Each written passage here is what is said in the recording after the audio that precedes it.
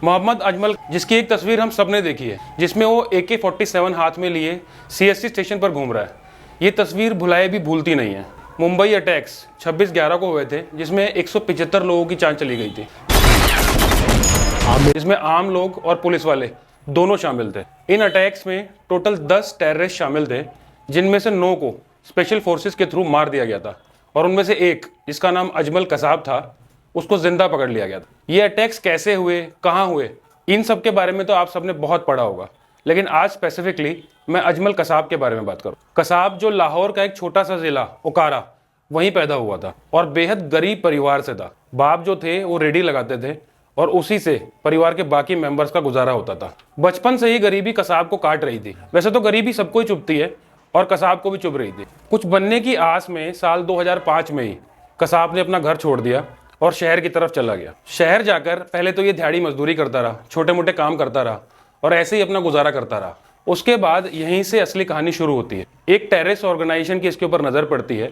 और ये जो ऑर्गेनाइजेशंस होती हैं ऐसे ही लोगों को ढूंढती हैं जो कम पढ़े लिखे हों, दिमागी तौर से कमज़ोर हों और मोस्ट इंपॉर्टेंटली गरीब हों, क्योंकि ऐसे ही लोगों को बहलाना फुसलाना बहुत आसान होता है। खैर, वहाँ से ये लश्कर के कॉन्टैक्ट में आता है और इसका पूरी तरह से ब्रेन वॉश किया जाता है। धर्म के नाम पर, मजहब के नाम पर, जिहाद के नाम पर। ये जो शब्द है जिहाद, ये बहुत जल्दी लोगों को भड़का देता है। जिहाद का मतलब किसी को मारना नहीं होता है, बल्कि जिहाद का मतलब ये होता है कि बुराइयों के खिलाफ कैसे लड़ना है। इसको तोड़ मरोड़ कर ये लोग इनका ब्रेन वॉश करते हैं और इन्हें समझाते हैं कि आप धर्म के लिए कुछ करो, अगर आप ऐसा करोगे तो आपको जन्नत नसीब होगी, जन्नत में परियां नसीब होंगी, एंड मोस्ट इंपॉर्टेंटली आपके जाने के बाद आपके परिवार का ख्याल रखा जाएगा। और यही सब बोलकर इन्होंने कसाब को भी अपने कंट्रोल में ले लिया। जिस उम्र में कसाब था, उसको मैं बच्चा कहूँ, बड़ा कहूँ, अभी ठीक से बड़ा भी नहीं हुआ था। इस उम्र में सोचने समझने की शक्ति इतनी ठीक होती ही नहीं। कोई इंसान अपना अच्छा बुरा सोच ही नहीं पाता और इस उम्र में उसको डिस्ट्रैक्ट करना बहुत आसान होता है। खैर, इसके बाद कसाब की ट्रेनिंग शुरू हो जाती है।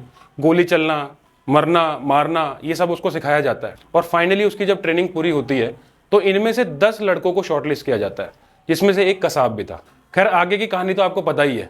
उसके बाद ये लोग मुंबई आते हैं, ताज पर, ओबराय पर, CST स्टेशन पर और कई जगह पर अटैक्स करते हैं और पुलिस फाइनली कसाब को जिंदा पकड़ने में कामयाब हो जाती है। इसको जिंदा पकड़ना पुलिस की आउटस्टैंडिंग परफॉर्मेंस थी, क्योंकि बाद में जब पाकिस्तान कसाब को पहचानने से बिल्कुल मना कर देता है तो कसाब के एक इंटरव्यू से पूरी दुनिया में पाकिस्तान का पर्दाफाश हो जाता है। आगे चलकर पाकिस्तानी मीडिया ने भी बहुत आउटस्टैंडिंग काम किया। वो कसाब के घर तक पहुंच गए, उसके फादर का इंटरव्यू पूरी दुनिया को दिखाया। खैर, कसाब के पकड़े जाने के बाद एक स्पेशल कोर्ट में उसके ऊपर केस चलाया जाता है और 6 मई 2010 को वो स्पेशल कोर्ट कसाब को फांसी की सजा देता है। बाद में हाई कोर्ट और सुप्रीम कोर्ट में भी इसके अगेंस्ट अपील होती है, लेकिन वो लोग भी फांसी की सजा को बरकरार रखते हैं। आगे चलकर प्रेसिडेंट ऑफ इंडिया को भी मर्सी पिटीशन लगाई जाती है, लेकिन 5 नवंबर 2012 को वहां से भी रिजेक्ट होती है और कसाब की फांसी का फैसला फाइनली कंफर्म हो जाता है। अब जब इस पूरे प्रोसीजर को चलते हुए 4 साल हो गए थे तो कसाब भी रिलैक्स हो गया था। उसे पता था कि भारत का लीगल प्रोसीजर लंबा चलता है और कहीं ना कहीं उसे यह भी मालूम था कि भारत में फांसी बहुत मुश्किल ही मिलती है, तो वो भी आराम से जेल में अपना जीवन जी रहा था और सरकार ने भी उसको स्पेशल ट्रीटमेंट देने में कोई कमी नहीं छोड़ी। उसको हाई सिक्योरिटी जोन में रखा, उसके लिए स्पेशल कुक दिया जो हर रोज सुबह सुबह उसे लगातार बिरयानी खिला रहे थे। जो पुलिस वाले कसाब की सिक्योरिटी में थे उनको कोई स्पेशल कुक नहीं था और आधे से ज्यादा टाइम वो भूखे ही रहते थे, लेकिन कसाब को भारत सरकार ने कानून के तहत सारी फैसिलिटीज दी। ये वो दिन था जब कसाब को उसकी फांसी की न्यूज कंफर्म की गई और उसे बताया गया कि अब मौत से उसका आमना सामना कभी भी हो सकता है। इसके बाद से कसाब हमेशा से बेचैन रहने लगा और जो रिलैक्स पोजीशन में था वो बिल्कुल खत्म हो गया। एक दिन सरकार की मीटिंग हुई और उन्होंने डिसाइड किया कि कसाब को फांसी कब देनी है और वो डेट थी 21 नवंबर 2012। और ये जो फांसी देने की डेट थी, इसको इतना सीक्रेट रखा गया सरकार के द्वारा कि कुछ चुनिंदा लोगों को ही पूरे देश में इसके बारे में पता था, जैसे महाराष्ट्र के गृह मंत्री या सेंट्रल होम मिनिस्टर या प्रेसिडेंट ऑफ इंडिया और प्राइम मिनिस्टर ऑफ इंडिया या फिर उस जेल के जेलर। इसके अलावा किसी को इस फांसी के बारे में भनक तक नहीं थी। 19 नवंबर 2012 कसाब मुंबई के ऑर्थर जेल में था और रात करीब 1 बजे 19 लोगों की एक टीम कसाब को एक हाई सिक्योरिटी वैन में बिठाते हैं और उसे पुणे की यरमदा जेल में लेके जाते हैं, क्योंकि कसाब को जो फांसी की सजा थी वो वहीं पे होनी थी। और कसाब को भी कहीं ना कहीं एहसास हो चला था कि मौत उसके बहुत करीब आ गई है। वहां पहुंचने के बाद मजिस्ट्रेट ने कसाब से पूछा भी कि उसकी आखिरी ख्वाहिश क्या है।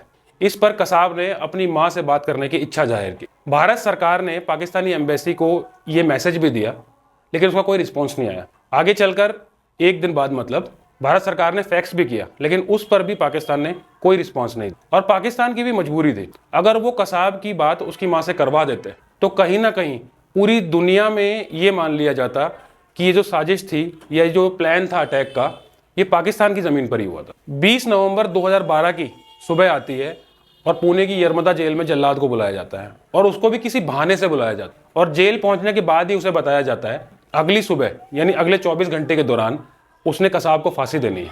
उसके बाद जल्लाद को भी जेल से बाहर नहीं जाने दिया जाता। अब होती है रात और कसाब की घबराहट लगातार बढ़ती जा रही थी। वो लगातार अपनी बैरक में इधर से उधर घूम रहा था और पसीनों में लथपथ था। इतने में वहाँ एक डॉक्टर आता है जो उसकी हार्ट बीट चेक करता है और बाकी चीज़ें चेक करता है कि वो फांसी देने के लिए सही सलामत या फिजिकली फिट है या नहीं।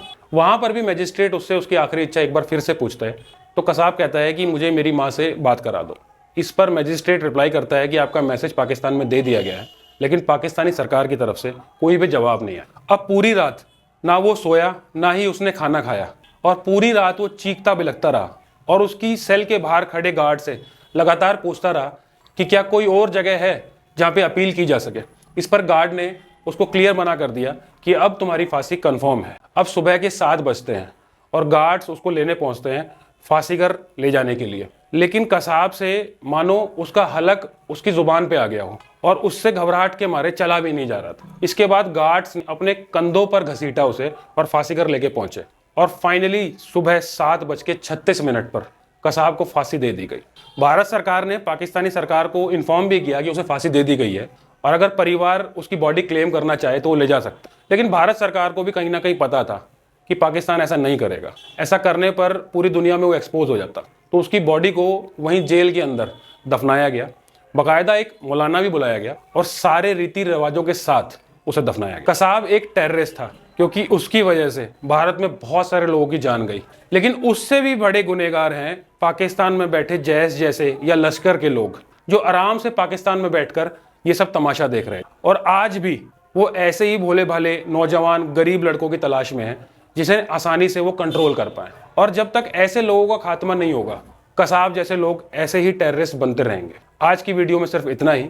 अगर आपको वीडियो पसंद आए तो इसे लाइक करें और शेयर करें, और ऐसी ही वीडियोस के लिए मेरे चैनल को सब्सक्राइब करें।